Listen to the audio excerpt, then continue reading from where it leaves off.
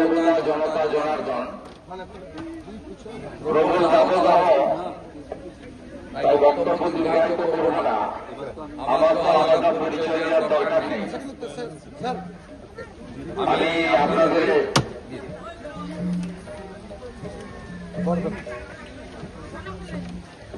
আমি আপনাদের অতি আপনজন। আপনারা গতবারে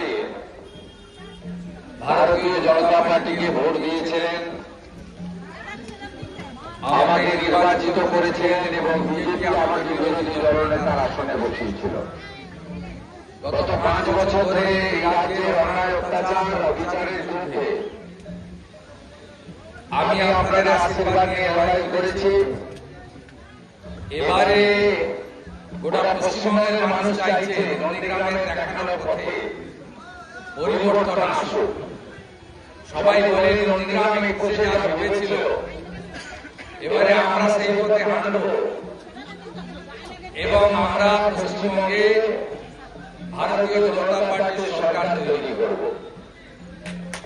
আপনাদের এখানে গত নির্বাচনের পরে আমাদের বোন রিনা, তাকে শারীরিক অত্যাচার করা হয় এবং আজকে রিনা শপথ নিয়েছে ব্যক্তিগতভাবে, শিখিয়ে দেয়নি যে আমি ভারতীয় জনতা পার্টির সরকার না আসা পর্যন্ত আমি তাই তো শাড়ি পরব না। হয়েছেন রিনাই আমাকে বলল হ্যালো যে তার এটা ব্যক্তিগত শপথ তার হয়েছিল, তার বদলা নিতে হবে 23 তারিখে। সাহস দেখাননি, একজনকে কিনেছেন, কেজি দরে কিনেছেন। তিনি কাদের নিয়ে ঘুরছেন? সমর মাইতিকে যারা খুন করেছিল কাদের নিয়ে ঘুরছেন?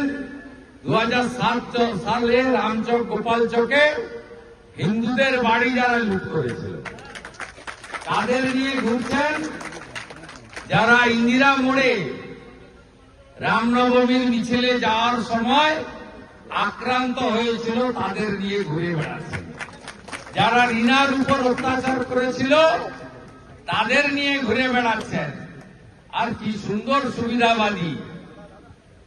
উনি জানেন জিততে পারবেন না, কারণ উনার মালিক হেরে গেছে, কর্মচারী তো হারবে, তাই তিনি পঞ্চায়েত থেকে পদত্যাগ করেননি। কি সুন্দর! গ্রাম পঞ্চায়েতে বিজেপির সদস্য আর বিধানসভায় জোড়া ফুলের প্রার্থী। আসল মাল তোলার জায়গাটা তো পঞ্চায়েত, ওটা ছাড়া যাবে না, কারণ উনি জানেন উনি হারবেন। নিবেদিতা বর্মন প্রধান আছে, ভারতীয় জনতা পার্টি ছেড়ে যাননি, আমি কৃতজ্ঞ। বরঞ্চ অনেক নতুন মানুষ যারা তৃণমূল করেছিলেন তারা বলেছেন যে এমন একজন প্রার্থীকে আমরা ভোট দিতে পারি না। আপনাদের বিচারের উপরে আমি ছেড়ে দিয়ে গেলাম। ইভিএম এ প্রথম আমার নাম আছে, অধিকারী শুভেন্দু, পাশে পদ্মফুল, আমার মুখটাও আছে। আমি আপনাদের উপরে ছেড়ে দিয়ে গেলাম, বাংলা বাঙালির স্বার্থে আপনারা সঠিক সিদ্ধান্ত নেবেন। 1 নম্বর বোতাম কিনবেন বলেছি, বিজেপি সরকার এলে চাকরি দেব আমরা, শিল্প আনবো আমরা, কৃষকদের বছরে 9,000 টাকা করে দেব আমরা, মায়েদের 1,500 নয় 3,000 টাকা দেব আমরা, বেকার ভাতা দেব আমরা 3,000 টাকা, আর বার্ধক্য ভাতা 1,000 নয় 2,000 টাকা পাবেন। কোন বাড়িতে যদি মাসে 6,000 টাকা ঢোকে, জুন মাসে 12,000 টাকা ঢুকবে। ভারতীয় জনতা পার্টিকে আনুন। আর সরকার এলে আমি যখন এইচডিএ চেয়ারম্যান ছিলাম, কত উন্নয়নের কাজ আপনারা দেখেছেন।